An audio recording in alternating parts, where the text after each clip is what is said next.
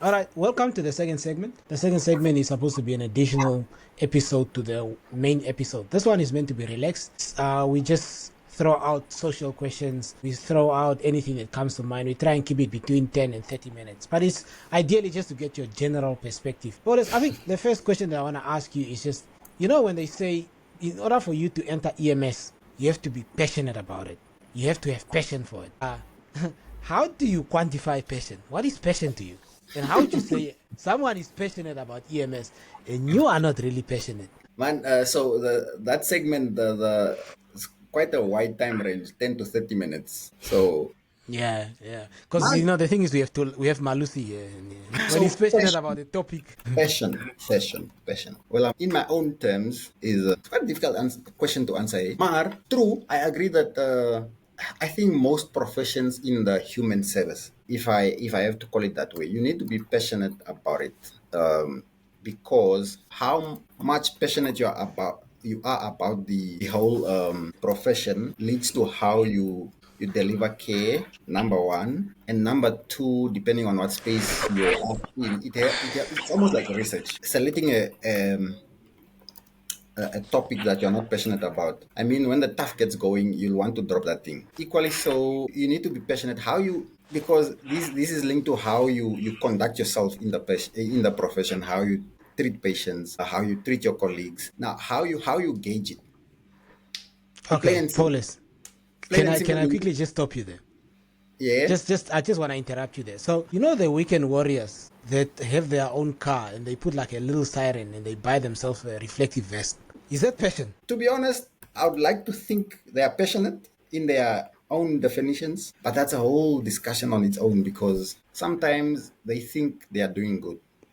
And I like to think some of them have really that genuine want to do good, but because of the lack of knowledge, they actually do the opposite. And sometimes, when they say, when you know more, you realize how much you don't know. And the little you know, the more you think you know. So I think it runs around those grounds. But passionate, you got to love what you do.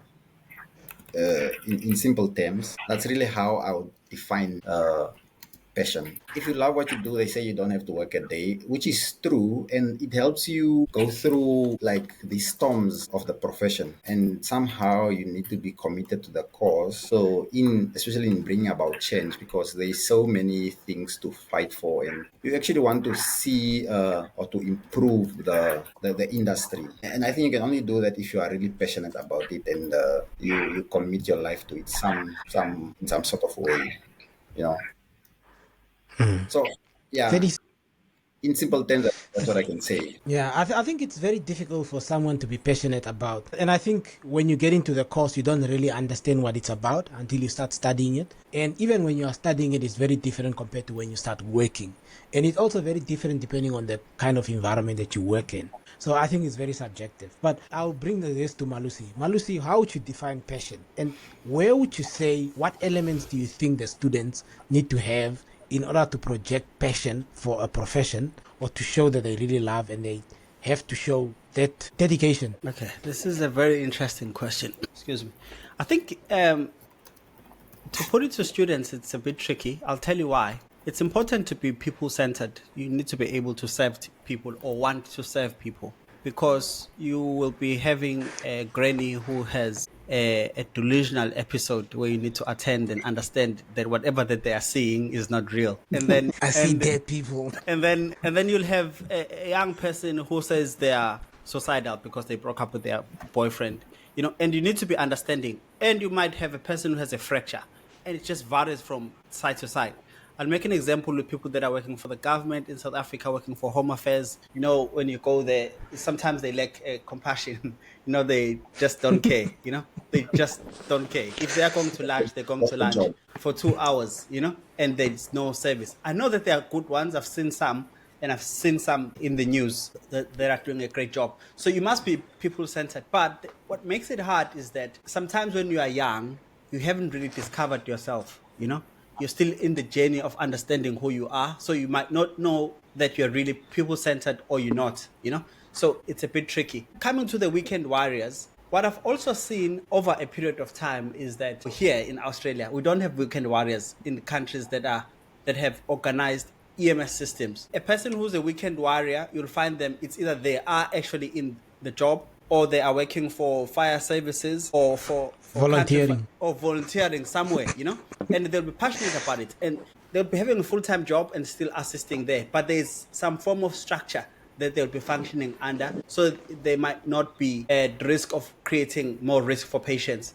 They will be also controlling how long they work, managing fatigue and stuff like that. When you move to sub-Saharan Africa, you'll find that there are people that have kit at the back of their ambulance. They just go to accident to accident, accident to accident, and they in rescue, you find them, they're just working. Then you ask yourself, it's good passion, but it's good to have some structure and some control over it so that you manage it. Overall, too, to the new students I've seen working in the private sector sometimes, limit yourself, have time for work, have time for your personal time. Detach completely from work such that you don't think about work. Work mustn't be your life because you'll go crazy, have time off. Detach, go and read a book, watch a movie, chill with your girlfriend, do whatever that you want to do. But work must have its time, and life must have its time too. Have a good balance there. Yeah. Okay. But so in terms of passion, you think, what would you say is your round sort of like saying to say you must have passion? And if someone is passionate, how would you sort of like frame that within, if you're just in few words? I've framed it in long words. I'd say it's a person who loves helping other people and who has dedicated their life and services to the people in general. Okay. Tilani, sorry that you're giving the last seat, but just on that element, they say that every time they say if you are to get into EMC or study EMC, you must have passion for it. If you don't have passion for it, you're not going to last in the service. Yeah, I think it's true. And I feel like I'm going crazy because I don't know who I was telling this story, but I think you're the crazy. thing is we're telling a lot of, and because I've been reflecting a lot. But I think the passion in other instances for some people, I might be wrong, myself included, it comes from, it's deep rooted to, like for example, is that this is a personal story. My mother was involved in a car accident in a taxi, sure, a long time ago. I don't remember. I was young at that stage. And the way she described it, the things that she said is that there was not enough help at that moment in time, but also the care that she received at that time was not good. She's not medically trained. But as I grew up, I got to understand the EMS system challenges back then. So my passion for this is deeply rooted to the fact that I want to help people regardless of where I am, based on the fact that I want to alleviate any suffering and save lives. So that passion is deep rooted to what I think similar what Melissa said, is that alleviating suffering and saving life. And also I'm being compelled, the feeling of wanting to have a positive impact in people's life in their most vulnerable moments. Like if you have a psychotic patient that wants to kill themselves, you cannot say, hey, go ahead and kill yourself. You want that person to save them in one way or another. But yeah, I think it's in some people that the passion comes from their past experiences, where they draw them from, and then that sustains them throughout the years. Because you are correct. If you're in this for the money, then because you see There's the no horrible money. thing. Yeah, there's no. No comment. Yeah. No comment. Yeah, I think for the next segment, moving on from that, thank you all for your input.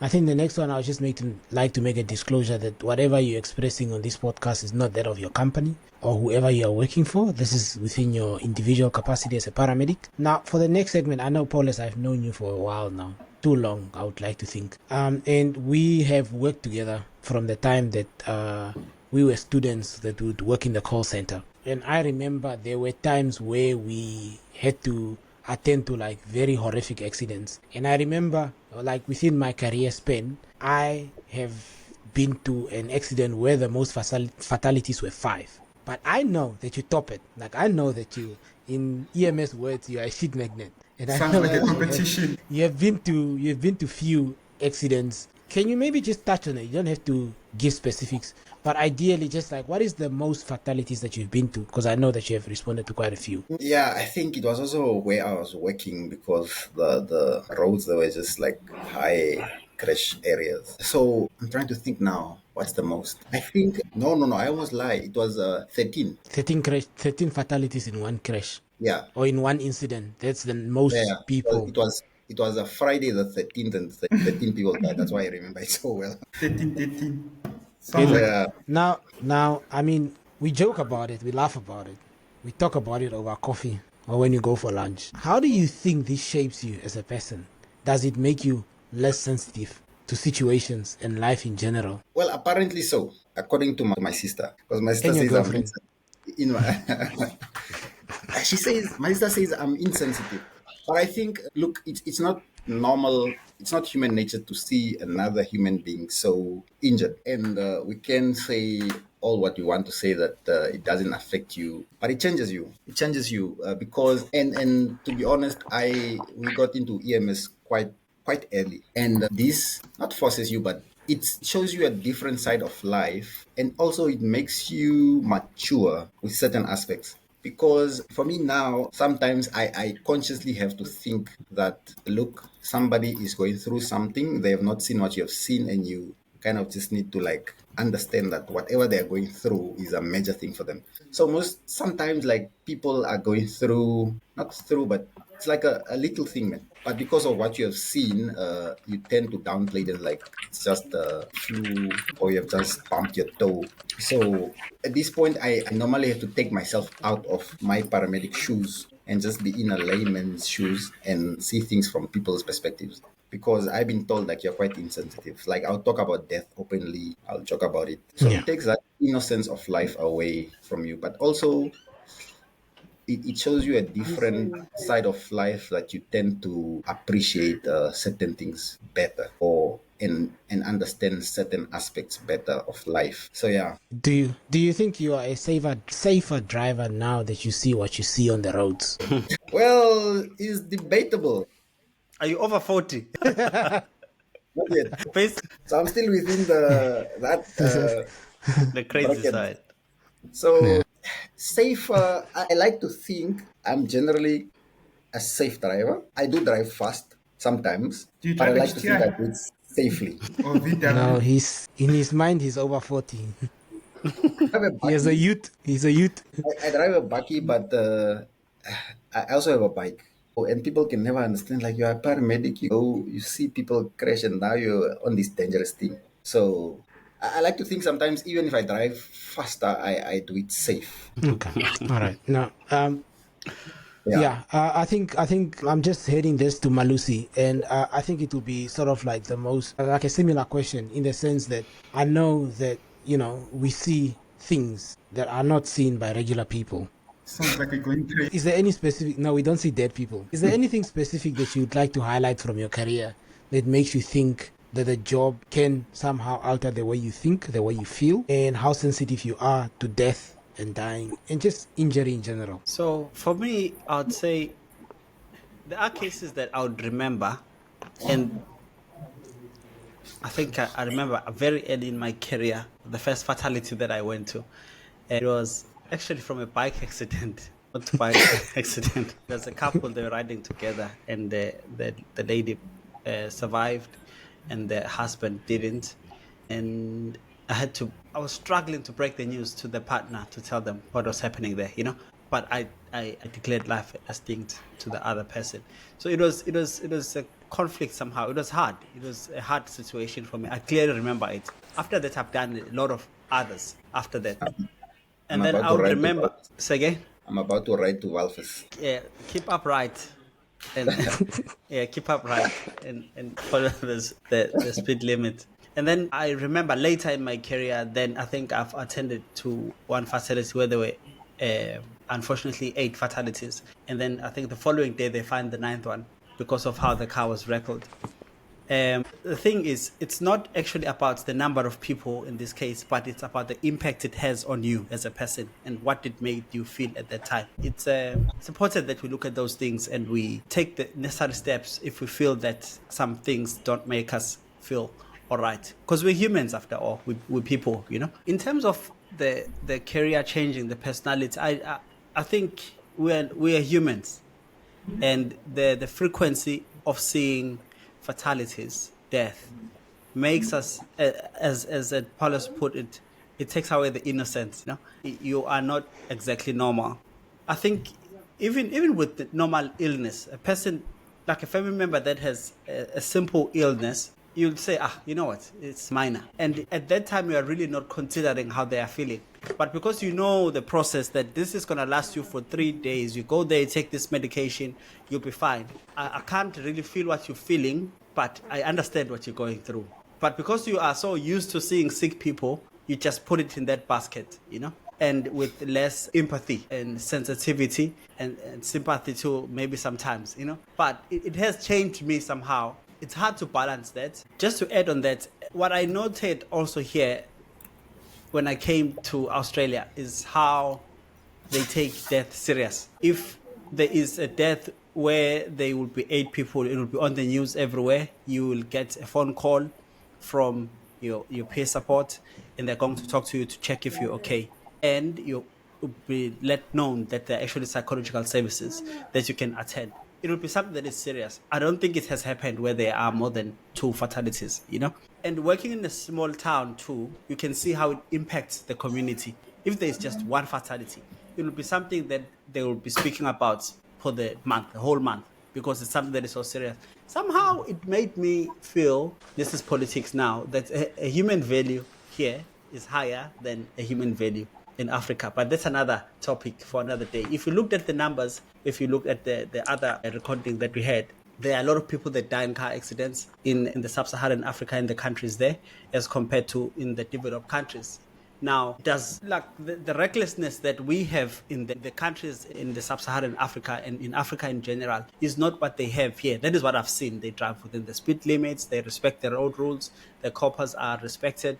Whereas in South Africa, we are known for bribes, that you pay a bribe and then you can just continue with your life. You'll be driving at 180. If you were driving 180 kilometers an hour here, you'll be on the news. I can tell you that. You'll be on the news that someone was driving 180 kilometers an hour. They got a fine, their car was crashed, and they lost their license for 6 months. We'll be on the news. That's how it is. Yeah. And I think the incentive of taking your license is a good one. Like, I feel like it should be emphasized that drinking and driving, they must take your license. I don't think it should be negotiated. You cannot be driving under the influence of alcohol. It's very negligent. Yeah, it's same as drugs. Yeah. If you think about it, if you know that you're taking something that is going to take your ability to reason away, and then after that you go and put a risk on your life, on other people, that's just wrong. You add that, and then drugs too, same thing. You are taking your cognitive abilities away by taking a substance. Therefore, why should you then, be? Yeah. Rather, should they be lenient on you? Yeah, they shouldn't. Yeah, definitely. They shouldn't. Yeah, drinking and driving is wrong. I've deviated from the topic, but that's how I feel. Yeah, I think Tulani, just to highlight again, we are talking about how many fatalities, or sort of like, and if it desensitizes you as a human being. What are your thoughts on it? So I feel Melusi on the last part was talking about Barlos's paper, because it did highlight the Behavior. the behavior, alcohol, substance abuse, illegal substance abuse that leads to road crashes. But sure, I think what you're talking about is one of the questions that normally get asked by general public. What is the worst that you've ever seen? By the way, well, I hate that when somebody asks me what's the worst I've ever seen. But just to share a bit is that I think it was in 2013 when I was still a newly qualified paramedic, working in Potchefstroom. There was a horrific accident. I think it was a car that burned with 3 occupants, and in the back of the car was 2 kids that also burned beyond recognition. Now, and I hope me talking about this doesn't traumatize anyone that is listening to the podcast or watching the podcast, but also if they feel traumatized, I think they should seek counseling. So from what Melusi has said, and I was thinking about it, I also share the same thing, is that it's not about the amount of people. For me, is that it's not the amount of people, it's the type of accident that had an impact on me. Because, I mean, if you look at in South Africa the other day, there was, I think, 10 people that died, which is sad. These things happen on a daily basis and you get desensitized from that. But I even forgot what I was asking. But I think what were you asking, Elias? No, yeah, no, just that. Just like, do you feel like, obviously what you see, sort of like, obviously, if there's anything that you remember that sort of like highlights this in your career where you've seen, I think you've already covered that, and just basically how it has shaped you as an individual. Because I feel like we're less sensitive to things now, as Malusi has highlighted. If your Yeah. family member has flu, you might be less sensitive to it as compared to a regular other person. Now, Obviously, you'll never be the same, but how do you think has it affected you in a sense? so one of the first things that I want to say, and I know we're talking about a serious matter, this is the first time I see Elias this serious. I'm sure Kwados is also shocked that Elias can be this serious. But I think, and this is the thing that I suffered from the first year when I started working, I was burnt out. And obviously, there was a collection of events. And one of them it was the cases that I used to see when I was working in that aspect, but also I was working a lot 24/7. I was not 24/7, but most of the time I was on duty. There was no off days, and which is something that's important for newly qualified paramedics that to never do that, have your off days. But I think the main thing that it shaped me in a sense that I needed to be a reflective practitioner, but also, when you've experienced a tough call, I think that's one thing that I always did is that you pick up the phone, you call your friends. I know for a fact during the time I had Grant Williams that we worked together, and when I see him the following day or whenever I handed over the vehicle to him, I would say, hey, dude, I had this case. It was horrible. And you discuss in detail what happened. And sometimes people don't have to say much, but the fact that he said sorry, or you went through that, or that was a hectic case that said that people died,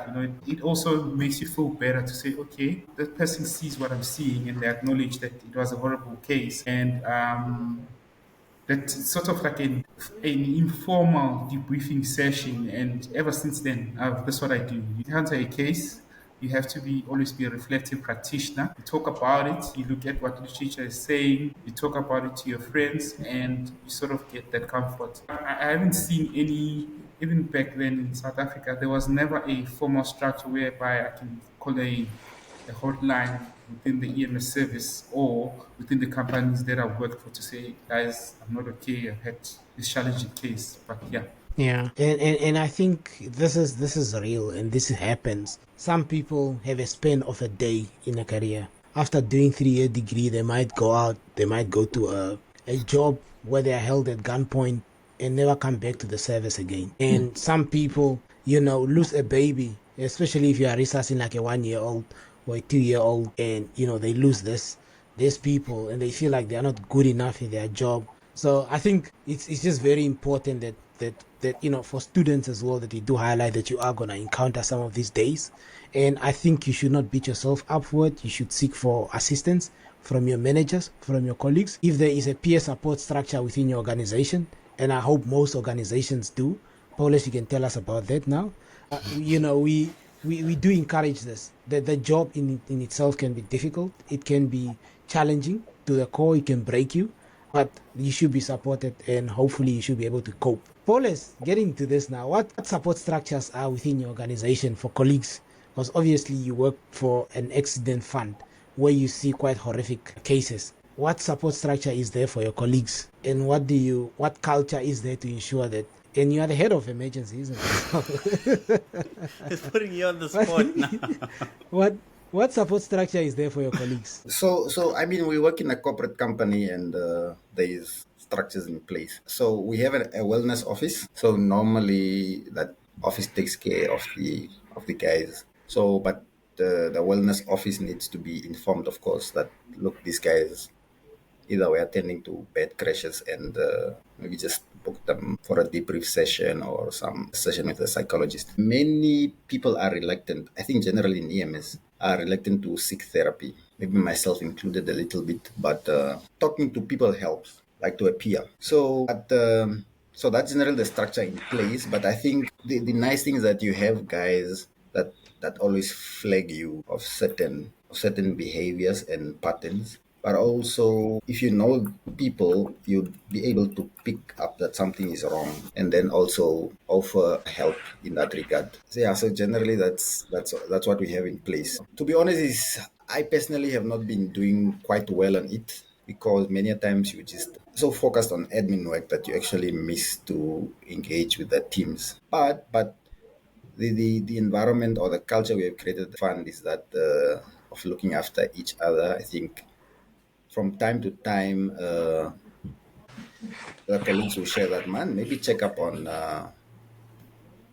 Elias. He does not seem to be too well, It's only money I need, boss. There's nothing else. and that helps. And that helps. So, but what I've realized, many people are reluctant to seek psychological help, and they tend to other means of coping. Understandably Okay. so, but I think, irregardless, like we mentioned, I think Malusi also said it that we are human and we can try and be tough, but somewhere, it catches you. But you guys do a lot of retreats as well, isn't it? You guys do a lot of activities, like team building activities. These guys almost have an excursion every other third month. You know, Malusi, I don't know, when last did you do an excursion with your job? Where they pay for your stay, you That know, is you not do events and you do all these fun activities. I think which is great. You know, I think it's you guys do great. And I think in that space you are covering a lot and Yeah, a not lot to be of bonding. fair, All right. the company invests in people and their well-being. So that's one good aspect. I think as opposed to other, like Tolani said, other EMS, purely EMS companies, I don't think that, well, in Namibia, those structures are well developed. So I think everything else is left on the clinician themselves or the individual to kind of seek help for themselves. But we are fortunate to be working for an organization that really cares about the people, and they take care of the staff members in that regard. Okay, that's great. I think you can chat to Malusi and maybe he can tell you how they run their peer support, you know, system. And maybe in case if you'd like to adapt it, perhaps you can establish it so you don't have to do it yourself and you don't have to because then you're dealing with admin and you're dealing with operations. It can quite be a lot. All right, I think moving to our last question for this segment is just in terms of your career span. Like I know that when we started this whole program or this whole journey, you are told that your career span is really 10 years in the service. I think this question just goes out to everyone in general. I think, Paulus, we are what, 7, 8 years now? How long are we going? Do you think the 10 years Nine span, years. do you think the 10-year career span is a thing or do you think it can be longer? Now, obviously, it depends on the service and where you are working, but let's give it for a Namibian setting in this aspect. Man, to start with, it depends on who the individual is. Depends on where you are working, also. But I like to 10 years. I mean, you can have more, and surely I've seen people with more or career spans that have gone over 10 years. But I think what determines that, and I always say it depends on what the individual needs or wants for themselves. I mean, people tend to say, yeah, you can't be operational forever. Where I say you can be, but just depends on what you want. Now, with all the calls that we go to and what we see, sometimes it gets challenging, or limits your career span. I, for myself, at some point when I was operational, I was just like, I was tired. Tired in the sense that you have seen so much, but I think what also compounds the issue is the is the system we work in. So so you are passionate on this end, and you take to a patient to, let's say, a hospital where you see that the system is just broken, the staff has no passion, are not compassionate, and this frustrates you. And with that, it brings a whole lot of other issues. I mean, at some point, and that's why, like Malusi said, it's important to have off time. Now, when you are younger, you tend to have energy and you want to do each and every call. But I think it's quite important to manage that quite early in your career. Otherwise, you're not gonna last long. There was a point where my cup was empty and I was going out to calls, and you either, and this is true but said, or said but true, eh, there are just those days and episodes where you don't want to do nothing. So you get a call and you hope there are either P3 or P4. So Yeah, I because I think mean, that's when I was working in that's like your Oswarongo, oranges and your greens in this part of the world. Is it the same coding that you have there, Malusi? Oranges and greens? No, we have Oh. priority 1, 2, 3, 4, 5, 6, 7, 8.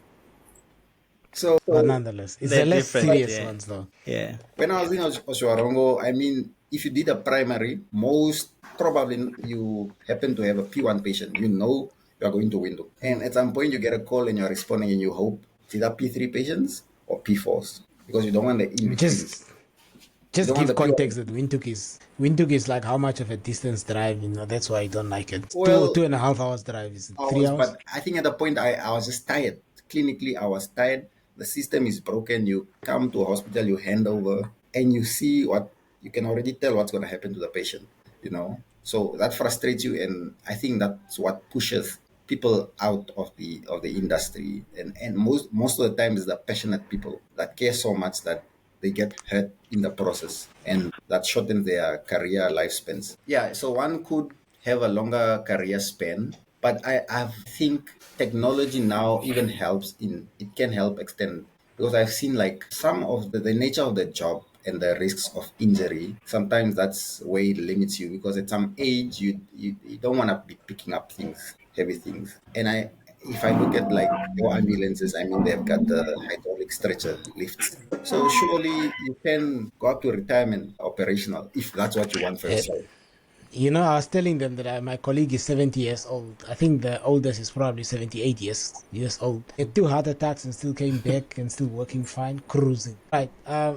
Malusi, career Yeah. span, 10 years. No, I'm way past it. Malusi has doubled it. I'm almost doubling. I'm almost there, doubling it. Yeah, But yeah. I'll say, look, it depends where you are. That matters a lot. I know a lot of people here where I work that are 20, 25, 30 years, 35 years in the industry. And they're still okay with it. I think what they have found is the balance between life and work. You find you balance that well and you're okay. And also working for the government sometimes has its own perks and benefits. There might be issues here and there, but it keeps people going. And the career in developed countries is well respected, one of the trusted professions. So even in the community, you're a well respected member of the community. So it's there are advantages of being in the industry, and it wants you and you want to keep going. For me, also, I think there are a lot of phases that you go through. I remember my first 5 years in South Africa. I got to a point where I was used to working. I knew without thinking that if I go to a case like that, this is what I'm going to do. If I go to a case like this is what I'm going to find. I knew that patient presentations, I didn't think much. I was just used to it because that's how I got used to the system. But then once I started to leave the country, I think it challenged my mind a bit because it would be a new system that I have to learn and new adaptation. So I'm still in the career, still operations, but I had to learn new things. Also, coming to Australia too, I had to learn new systems too again and adapt in a different way. I must say there's a bit of learning that I had to do when I came here, especially on one of the matters that we've spoken about, the mental health part and those palliative care, those softer parts of the skills, and the structure also of EMS was totally different, and how people actually follow the rules here. It's very strict in a relaxed way, but also it is very strict. Different uh, parts of the industry, they give you different experiences and you can prolong your career that way. I must say, this is the longest I've stayed in one organization in Australia because you can actually stay, and but you can get used to the job. What has assisted me is my willingness to study more. Yeah, I've done my masters. I'm looking to a PhD. While I'm still operational, so it keeps my mind going. I study more and I get busy doing something, because like if you keep your mind doing the same position, doing exactly the same thing, it's really not much benefit in terms of your learning and learning stuff that is new. So that is what I've chosen to do for myself, that I still want to know more in the industry, while I try to balance life and work. So there is a possibility of a long career span that is more than 10 years. I'm close So to definitely 20 not now. 10 years. Nah, I'm close to 20. In 2 years, I think I'll be I'll be 20 years in the in industry. the profession. Yeah, All right. yeah. That's amazing. That's amazing. I think also, just to add to that, I think changing different locations challenges you, makes you. So I think the 10 years, if you're in one location, you do become. Pardon? And roles, changing Roles. roles. Oh Yeah, yes, yeah, yes, yeah. yes, yes, yes. Your positions that you occupy. Yes, Master Sibanda. Just to close off there, your thoughts on 10 years spent in the industry. You are on 10 years now. It's been 12 years since I've been in the EMS. It's been 12 Yeah, years. it's a incline to the dinosaur years. Yes, Yeah, we I'm are the getting it. babies here. We didn't say Uh, it, you said it. But yeah, yeah, I've been, it's been 12 years now. And I think that it can still be more, obviously. And I think same thing as Melusi said is that, as you grow in the industry, you get to learn that you have to prioritize self-care and making sure that you are in good physical health. I think the things that we do where you exercise, regular exercise, having a balanced diet, and also, funny enough, adequate sleep. All of those things, including mental health, how you take care of yourself, building a strong support group with your colleagues. And I think the family structures that support all of these things, they help to provide longevity in the EMS. I mean, when you have someone to talk to on a daily basis, it helps it helps to now he lost his trail of thought guys because of just because to of think. what I had to No, I push need in to the chat. explain this because it's not fair on me. I'm not going to mention this. I'm not going to mention who amongst the panel here. Someone said that they need to go pee. So now I see In the the chat. chat box. And I'm It's busy that trying to. chat. And then people are laughing. And no one is gonna stand up. So I'm No one is trying to. gonna go and pay now. All right, all right. Thank you. I really appreciate you. I'm not sure, Malusi, if you, Tilani, if you can still finish, but I think just with that being said, yet again, this is an additional episode. Just to add to that, just to cover a little bit of the social stuff, especially things that you can't cover in the first episode, because we focus on you, focus on your career as a professional, where you're going, what you're looking to do. We appreciate your time, Paris. We appreciate what you're doing in Namibia again. Hopefully, you can keep in touch. When the podcast comes out, please share it with your colleagues, share it with your friends. Let them hear how you sold Namibia as a whole and how you represent it. I'm not sure if it's proud, but you're supposed to wear a Namibian t-shirt, that says "Land of the Brave." Yeah, I guess sing the national that's anthem. something. Yeah, something like that. But yeah, we appreciate you. Thank you very much for coming through, and we'll catch up. And yeah, hopefully you can be a guest again once you publish your research at a master's level. And yeah, All the once you best. Yeah. publish, yeah. All right, Well, that's it. published the biggest study is going to be published. Yes, when you've published that study, hopefully you can come back and tell us how many crashes you found this time around. And hopefully you can tell us, is the 40-year-olds and above that are causing the accidents. All right, that's it. Bye, guys. Bye. Okay. Thanks.